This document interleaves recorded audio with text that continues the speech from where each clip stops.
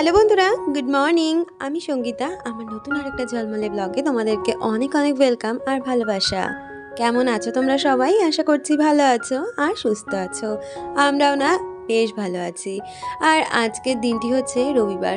আর ঘড়িতে এখন বাজে সকাল ওই 6:30 নাগাদ। তোমাদেরকে সাথে নিয়ে আজকে ব্লগটা এখান থেকে শুরু করছি। আই হোপ ব্লগটা তোমাদের একটু হলেও ভালো লাগবে। আমার এই দুদিনের শরীর খারাপে অনেকেই জিজ্ঞেস করেছিলে আমার শরীর কেমন। আমি কিন্তু এখন অনেকটাই ভালো আছি। আসলে জ্বরটা তো আর ওঠেনি, তবে ওই কাশিটা রয়েছে আর মানে গলাটা শুনে বুঝতে পারছো অনেকটা ভার হয়ে রয়েছে আর শরীরের দুর্বলতাটা রয়েছে।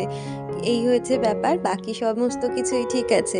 আর এদিকে দেখো সকালবেলা উঠে ওদিকে কিন্তু বাসি কাজকর্মগুলো সেরে নিয়েছি, মানে মোটামুটি গেটে জল দিয়ে এসেছি আর ঘরদোরগুলো খুলে দিয়েছি। এসেই না প্রথমে আগে এই ঘরটা একটু গুছিয়ে নিচ্ছি। আজ যেহেতু রবিবার তাই সকালটা একটু দেরি করেই শুরু করলাম। প্রতিদিন তো মোটামুটি 5টা 5:30টায় উঠে যেতেই হয়, তবে আজকে ভাবলাম একটু দেরি করে শুরু করব সকালটা, কিন্তু তবুও দেখবে সময়ের মধ্যে সমস্ত কাজই কিন্তু হয়ে যায়। আসলে আমরা যদি কোনো কাজের প্ল্যানিং করে রাখি আগের দিন রাত্রিবেলা, সেই কাজ যদি আমরা একটার পর একটা করে নিতে পারি তাহলে দেখবে নির্দিষ্ট সময়ের মধ্যে সকল কাজই কিন্তু হয়ে যায়। আজকে সকাল থেকে জামা কাপড় ভাঁজ করা দিয়ে শুরু করলাম এই কারণে, কারণ তোমাদের তো আগের দিন জানিয়েছিলাম, ভেবেছিলাম আজকে আমার ঘরটা অন্তত ডিপ ক্লিনিং করব। কিন্তু কি বলতো, যত বেলা বাড়ছে শরীরটাও না মানে কীরকম ঝিম দিয়ে আসছে, আর তারপরে এত প্রচণ্ড কাশি হচ্ছে। তো হাজব্যান্ড বলল এই কাশির মধ্যে আর ঝুলঠুল ঝেরো না, ফালতু কিন্তু এই ডাস্ট আবার গেলে কিন্তু ডাস্ট অ্যালার্জি হতে পারে অথবা কাশিটাও বাড়তে পারে। তাই জন্য কিন্তু আজকে আর কোনো ডিপ ক্লিনিংয়ের কাজ হয়নি, কিন্তু সকাল থেকে উঠে কাজগুলো তো করে যেতেই হবে, সংসারের কাজ তো আর থেমে থাকবে না। শরীর খারাপের সাথে সাথে কিন্তু সেইগুলো করে নিচ্ছি। ওদিকে বিছানায় যে জামা কাপড়গুলো ছিল সেগুলো গুছিয়ে নিয়েছি, সাথে এখন সোফাটাতেও চলে এসেছি। আর উঠে পড়েই না এত ঠান্ডা লাগে যে আজকে একটা চাদর পেরেই নিয়েছি গায়ে দেওয়ার জন্য। আর তারপরে সোফাটা গুছিয়ে নিয়ে ঘরটা ঝাড় দিয়ে মুছে নেব। তারপরে স্নান করার পরে পুজো দেওয়া যেই রকম প্রতিদিনের কাজগুলো থাকে সেগুলোই করে নেব। আমি এর আগের দিনের ভিডিওতে তোমাদের দেখিয়েছিলাম বাড়িতে ঘুঘু পাখি বাসা করেছে, তো সেখানে তোমাদের কাছ থেকে তোমাদের মতামত জানতে চেয়েছিলাম, কারণ আমার এই বিষয়ে কোনো ধারণাই নেই যে ঘুঘু পাখির বাসা বাড়িতে করা ভালো কি ভালো নয়। তবে আমার কোথাও গিয়ে যেন একটু খটকা লেগেছিল ঘুঘু পাখির হয়তো বাসা গৃহস্থ বাড়িতে হওয়া ভালো নয়, তাই তোমাদেরকে জিজ্ঞেস করেছিলাম। সেখানে কিন্তু অনেকেই কমেন্ট করেছো যে ঘুঘুর বাসা বাড়িতে থাকা কিন্তু ভালো নয়। আর তারপর থেকে কিন্তু আমি এখন ওই ঘুঘু যখনই আসে, দুজন ঘুঘু জানো তো আসে এখানে বাসা বানিয়েছিল, তো এখন দেখলে পরেই একটু ওই ধাওয়া ঠাওয়া দিই। তো কালকে সারাদিন করেছি পরে, আর পরেক্ষণে কিন্তু আর আসিনি, মানে একটু বেলা করে আর আসিনি। সকাল থেকেই যেহেতু ধাওয়াটা দিয়েছি তাই আর পরে আসিনি। Thank you so much. আমি এই বিষয়টা জানতাম না, তোমরা আমাকে অনেকটাই গাইড করেছো, তার জন্য। আমাকে মিতালিদি কমেন্ট করেছিল, লিখেছিল খুব ভালো লাগলো ভিডিওটা, বাড়িতে ঘুঘু পাখির বাসা থাকা ভালো নয়, ভালো থেকো, ভালোবাসা নিও। থ্যাংক ইউ সো মাচ দিদি, তুমিও খুব ভালো থেকো, সুস্থ থেকো। আর তোমার সাথে অনেক বন্ধুরাই জানিয়েছে যে ঘুঘুর বাসা বাড়িতে থাকা ভালো নয়, তাই আমি কিন্তু ঘুঘু তাড়ানো অলরেডি শুরু করে দিয়েছি। আর এই কমেন্টগুলো জানো তো তোজো, মানে আমি যখন আমার হাজব্যান্ডকে বলি তখন পাশ থেকে তোজো এই বিষয়গুলো শোনে। আমি জানি না ও খুব মনে স্পিরিচুয়াল হবে বা কিছু, ও না এই আমি যখনই একটু নিয়ম নীতি সম্বন্ধে জানার চেষ্টা করি, অথবা আমাদের তো এখনকার যুগটা অনেকটাই ডেভেলপ হয়ে গেছে, তাই আমরা কিন্তু অনেক পডকাস্ট বা রিলসে দেখতে পারি বাস্তুদোষ কী হয় বা কোথায় কি রাখলে সেই জায়গাটা ভালো হয়। আর এই সব দিকে না তোজোর এত ন্যাক হয়েছে, ও যাই করুক না কেন যখন এগুলো চলে চুপ করে চুপচাপ কিন্তু ওগুলো শুনতে থাকে। হয়তো তোজোর এইরকম ধরনের টপিকগুলো খুব ভালো লাগে, যেগুলো আমি আস্তে আস্তে অ্যাবজর্ব করছি। আর সারাদিন আজকে যেন ও আমার সাথে সাথে ও ঘুঘুদের তাড়িয়েছে। অলরেডি তো বলছে পড়াশুনো বন্ধ করে ঘুঘুকে পাহারা দেবে, যদি আসে আবারও করে তাড়াবে। এই হয়েছে আজকে সারাদিনের ব্যাপার। তো যাই হোক, কথা বলতে বলতে দেখো এদিকে সমস্ত ঘর কিন্তু ঝাড় দিয়ে নিচ্ছি আর একটার পর একটা ঘর মুছেও নিচ্ছি। আমার মপটা না ভেঙে গেছে, আর এতে না এত অসুবিধা হয় এখন ঘর মুছতে, সে কারণে হাত দিয়েই কিন্তু এখন ঘর মুছছি। আসলে কি বলতো, আমাদের মেয়েদের সংসারে কিন্তু অনেক কাজই থাকে, তবে সব কাজ একটা ভিডিওর মধ্যে কখনোই দেখানো সম্ভব হয় না। সে কারণে চেষ্টা করি প্রতিদিন কিছু কিছু করে নতুনত্ব তোমাদের সাথে শেয়ার করার। এই যে দেখো সকালবেলা উঠে কিন্তু বাসি ঘরটা ঝাড় দিয়ে মুছে নিচ্ছি। আমার ঘরটাও ঝাড় দিয়ে মুছে নিয়েছি। ওই ঘরে যেহেতু এখনও সবাই শুয়ে রয়েছে তাই কাজটা কিন্তু একদম অফ ক্যামেরাতেই করে এসেছি, হালকাভাবে ঘরের লাইটটা জ্বালিয়ে দিয়ে ঘর মুছে চলে এসেছি। আর এদিকে ঘর বারান্দা মুছে উঠোন ঝাড় দিয়ে স্নানটাও সেরে নিয়েছিলাম। আর স্নানের সময় যে জামা জামা কাপড়গুলো থাকে সেগুলো এখন মেলে দিচ্ছি। আর এই যে সোফাটা দেখছো, এটা আমাদের পাশের বাড়ির একজন মানে এখানে বলতে পারো ধুয়ে মেলে দিয়ে গেছে। আমি তো তাই বলছি যে তুমি কি সোফাটা ধুয়ে দিয়েছো? আর আমাদের উঠোনটা যেহেতু অনেকটা বড় আর অনেকটা রোদ পড়ে এই শীতের সময়টায়, তাই আমাদের বাড়িতে কিন্তু এরকম দিয়ে গেছে সোফাটাকে শুকো দিতে।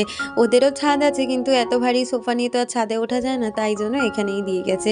আসলে আমাদের বাড়িতে এতটা জায়গা না, আগে প্রচুর মানুষ আসতো জামা কাপড় মেলতে, এমনকি লেপ কম্বলও রোদ্দুর দিতে। তবে বাউন্ডারিটা দেওয়ার পরে একটু মানুষের উপদ্রব কমেছে। কি বলতো, এক আধ দিন ভালো লাগে, এটা যদি প্রতিনিয়ত মানুষের একটা হ্যাবিট হয়ে যায় তখন কিন্তু আর গৃহস্থ বাড়ি থাকে না, একটা কি বলবো, সরকারি বাড়িতে পরিণত হয়। তো তার জন্য কিন্তু আমাদের এইরকম গেট বানানো আর এরকম বাউন্ডারি দিয়ে দেওয়া হয়েছে। তো যাই হোক, কথা বলতে বলতে এদিকে সোজা চলে এসেছি ঠাকুর পুজোটা সেরে নিতে। এখন দেখবে ঠান্ডাটা কিন্তু বেশ ভালো পড়েই গেছে। এক এক জায়গায় এক এক রকমের ঠান্ডা, তবে আমাদের এই দিকটায় সকালের দিকটাকে ভালো ঠান্ডা পড়ে, আবার রাত্রের দিক করে। আর সারাদিনে খুব একটা ঠান্ডা থাকে না, কারণ সারাদিন যেহেতু রোদ পড়ে। তাই জন্য গোপুসোনাদের সোয়েটারগুলো বার করব, দিয়ে ওগুলো কেচে দেবো, ওদের তো আবার পরাতে হবে। আর ওইদিকে তোমাদের সাথে শেয়ার করলাম কি বলতো, লক্ষ্মী ঠাকুরের মুকুটের না আঠাটা খুলে গেছে, তাই ওই রকম খুলে রেখেছি, আবার আটা কিনে মুকুটটা লাগিয়ে দিতে হবে। এমনি লক্ষ্মী ঠাকুরটাকে এত সুন্দর দেখতে, মুকুটটা ছাড়া না কিরকম যেন ফিকা ফিকা লাগছে। আর এদিকে কথা বলতে বলতে দেখো আমি আরতিটাও সেরে নিয়েছি।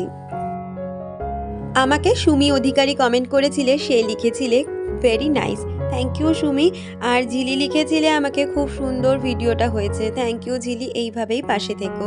আর ছোট্ট পাখি চ্যানেল থেকে ছোট্ট পাখি লিখেছিলে খুব ভালো লাগলো ভিডিওটা দিদিভাই, লাইক দিয়ে ভিডিওটা দেখে নিলাম, থ্যাংক ইউ সো মাচ ছোট্ট পাখি, এইভাবে তোমরা আমার পাশে থেকো। আর ওইদিকে পুজো সেরে ওইদিকে দেখলাম হাজবেন্ড চা করে রেখেছে অলরেডি, তো গরম গরম চাটা খেয়ে নিয়েছি। আর এত কাজের পরে না সকালবেলা এই পুজো দিয়ে চাটা না খেতে পারলে কি যেন খামতি লাগে। আর চা খেয়ে ওইদিকে দেখলাম বাচ্চারা উঠে গেছে, আর আমি জানো তো চিনি ছাড়াই চা খাই, তো সেই জন্য সকালবেলা একটু চা খেলে ভালোই লাগে। আর তারপরে যে কাশিটা হচ্ছে, এখন গরম চা গরম জলই মনে হয় সারাদিন খাচ্ছি, এরকম একটা বিষয়। তো বাচ্চারা উঠে গেছে, ওরা ওইদিকে কিন্তু ব্রাশ করতে গেছে, আর আমার বিছানাটায় দেখো কি সুন্দর রোদ পড়েছে। এখন ঘড়িতে ওই 9টা নাগাদ বাজে, তাতেই দেখো আমার বিছানাটা কি সুন্দর রোদে ভরে গেছে। শীতের সময় না এইখানে যদি আমি কম্বলগুলো রেখে দিই, কম্বলগুলো বেশ গরম হয়ে যায়, ওগুলো আর বাইরে টানা হিচড়ে করতে হয় না। তো দেখো বিছানাটাকেও কিন্তু এখন সুন্দরভাবে গুছিয়ে নিচ্ছি, তারপরে সোজা চলে যাব রান্নাঘরে। আর টুম্পাদি তোমাকে অনেক অনেক লাভ, অনেক ভালোবাসা। আর সুপর্ণা কমেন্ট করেছে খুব ভালো লাগলো দিদিভাই, থ্যাংক ইউ সুপর্ণা, এইভাবেই পাশে থেকো। আর হাবিব খাতুন আমাকে কমেন্ট করেছে, সে লিখেছে দিদি আমি অন্ধ্রপ্রদেশ থেকে তোমার ভিডিও দেখছি, তোমার ভিডিওগুলো আমার খুব ভালো লাগে, থ্যাংক ইউ হাবিব, এত দূর থেকে আমার ভিডিও দেখার জন্য অনেক অনেক ভালোবাসা, এইভাবেই আমার পুরো ভিডিওটার সাথে থেকো সব সময়। আর আজকে বাজার থেকে আনা হয়েছিল কচুরলতি। আজকে জানো তো বেশি কচুরলতি আমিই কেটেছি, কারণ হাজব্যান্ডের আর সময় ছিল না কচুরলতিগুলো কাটার, তাই আজকে সমস্ত কচুরলতি আমি প্রায় 2 ঘন্টা ধরে বসে বসে কেটেছি। আর তারপরে এদিকে দেখো কচুরলতিটা সিদ্ধ বসিয়ে দিয়ে মাংসগুলো ম্যারিনেশন করে নিচ্ছি। আর ওটা সিদ্ধ হতে হতে এদিকে ম্যারিনেশনটা করা কমপ্লিট হয়ে গেছে, তারপরে এদিকে লতিটা বসিয়ে দেবো, তারপরে ওইদিকে চিকেনটা করে নেবো। আজকে যেহেতু রোববার, আর রবিবার মানে তো বাড়িতে চিকেন বা মাটন কোনো একটা রেসিপি হবে, তবে আজকে ভেবেছিলাম অন্য কিছু বানাবো। তো হাজব্যান্ড দেখলাম কচুর লতি যখন নিয়ে এসেছে, তাই আর অন্যরকম আইটেম কিছুই বানানো যাবে না, কারণ লতির সাথে একটু গরম ভাত ছাড়া কিছুই ভালো লাগে না। আর যদি লতি না আনতো তাহলে কোনো রকম একটা রাইস বানাতাম বা চিকেনের কোনো একটা ডিফারেন্ট আইটেম বানাতাম। তবে আজকে চিকেনটা কিন্তু অন্যরকমভাবেই বানাচ্ছি, সমস্ত কিছু ম্যারিনেশন করে দিয়েছি, করে তারপর এদিকে আলুগুলো ভেজে তারপর চিকেনটা বসিয়ে দিচ্ছি। আমাকে পায়েল কমেন্ট করেছে, সে লিখেছে বলে নাকি বাড়িতে ঘুঘু থাকা ভালো নয়, তোমার ব্লগটা খুব ভালো লাগলো, thank you so much for advising. আর আমাকে মৌসুমি কমেন্ট করেছে, সে লিখেছে চিনতে পারছো? হ্যাঁ চিনতে পারছি। কেমন আছো বন্ধু? আমি খুব ভালো আছি। শরীর কেমন আছে এখন তোমার? আমি ওই যে বললাম ভিডিওর শুরুতে, এখন অনেকটাই বেটার আছি, তবে কাশিটা রয়েছে আর এখনও ভিতরে ঠান্ডাটা রয়েছে, এটা সারা শীত জুড়েই হয়তো থাকবে। দুষ্টুর জ্বর কমেছে গো, হ্যাঁ দুষ্টুর জ্বর কমেছে, তাড়াতাড়ি সুস্থ হয়ে ওঠো, অনেক ভালোবাসা রইল। থ্যাংক ইউ মৌসুমি, এইভাবেই পাশে থেকো। আর তোমরা যে আমার পরিবারের মতন আমার খোঁজ নাও, এটাই আমার কিন্তু ভীষণ একটা ভালো লাগার জায়গা। তোমাদের থেকে এই ভালোবাসা পাওয়াটা কিন্তু নিঃস্বার্থ ভালোবাসা, যেটা তোমরা আমাকে দাও। আজকালকার দিনে কেউ এইভাবে কাউকে নিঃস্বার্থ ভালোবাসা দেয় না, আজকালকার দিনটাই না ভীষণ স্বার্থ, তো তাই মানুষের স্বার্থ ছাড়া এক বিন্দুও চলে না। আর দেখো কথা বলতে বলতে এদিকে কিন্তু চাটনিটাও করে নিয়েছি। টমেটো দিয়ে চাটনি করেছিলাম, তবে আজকে চাটনিতে না চিনি দিইনি। এর মধ্যে একদিন বাবা এসেছিল, সেদিন এনেছিল ল্যাংচা, তো তার অনেকটাই রস বেঁচে গেছিলো। আমি না এরকম বাড়িতে যদি রসগোল্লা বা ল্যাংচা কোনো রসালো মিষ্টি আনে, সেই রসগুলোকে ফেলে দিই না, এরকমভাবে রেখে দিই জমিয়ে ফ্রিজে, যখন চাটনি ফাটনি করি তখন করে নিই।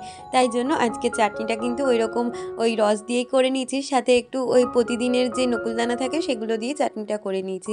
আর এদিকে লাস্টে ভাতটা বসিয়ে দিয়েছি, আর ভাতটা হতে হতে রান্নাঘরটাকেও সুন্দরভাবে পরিষ্কার করে নিচ্ছি। আমাকে পায়েল কর্মকার কমেন্ট করেছিল, সে লিখেছে, কুসংস্কারে আমি বিশ্বাস করি না, তবুও একটা কথা বলছি, নিজের জীবন থেকে আমি প্রমাণ পেয়েছি ঘুঘুর বাড়িতে ঢোকা খুব খারাপ। আমার পুরনো বাড়ির দালানে ঘুঘু দানা খেতে আসতো, কিন্তু সেই বাড়িতে আমাকে পরিস্থিতির চাপে ছাড়তে হয়েছিল। হ্যাঁ গো, আমি ওই যে বললাম না, আমার কোথাও গিয়ে একটা খটকা লাগছিল, ঘুঘুর বাসা হয়তো বাড়িতে থাকা ভালো নয়। তারপরে তোমাদের এত ওপিনিয়ন পাওয়াতে আমি আর ঘুঘুকে বাড়িতে প্রশ্রয় দিচ্ছি না। ওখানটা মানে যেখানটা বাসা বানিয়েছিল সেখানে আজকে সকাল থেকে অনেকবার এসেছিল, তো সকাল থেকে আমি অনেকবার তাড়িয়েছি, তারপরে তো দায়িত্ব নিয়ে তোজো সেগুলো তাড়ানোর চেষ্টা করলো, আর বেলা করে আর আসেনি আজকে সারাদিনে ঘুঘুগুলো। হয়তো ওদের অ্যাভয়েড করলে ওরা আর আসবে না, কারণ প্রথম থেকে তো আমরা ওকে মানে থাকতে দিয়েছিলাম, আমরা তো ওকে তাড়াইনি, তাই জন্যই বারবার ঘুরে এসেছে। এখন যখন দেখছে আমরা তাকে পছন্দ করছি না, তাই জন্য সে আর হয়তো আসবেও না। আর ওইদিকে কথা বলতে বলতে দেখো রান্নাঘর পরিষ্কার হয়ে গেছে, মাঝে অনেকটা সময় রেস্ট নিয়েছি, আর এখন লাঞ্চ নিয়ে বসে পড়েছিলাম। আর কালকে না একটু বিশালে গেছিলাম, সেখান থেকে কয়েকটা জিনিস এনেছি, তোমাদের সেটা দেখাচ্ছি। আসলে কি বলতো, আমি সব জায়গায় গিয়ে আগে একটু সস্তার জিনিসই খোঁজার চেষ্টা করি। আসলে শখ তো প্রতিটা মানুষের থাকবে, কিন্তু তার ওপরেও একটা বাজেট থাকে। আর আমাদের মতন মধ্যবিত্ত ঘরে বিলাসিতা না করে একটু সবকিছু অফার প্রাইজেই আমি খোঁজার চেষ্টা করি। এনেছিলাম একটা কাচের গ্লাসের সেট আর একটা কাচের বোতল, যেটা ডিটক্স ওয়াটার বানাবো আমি।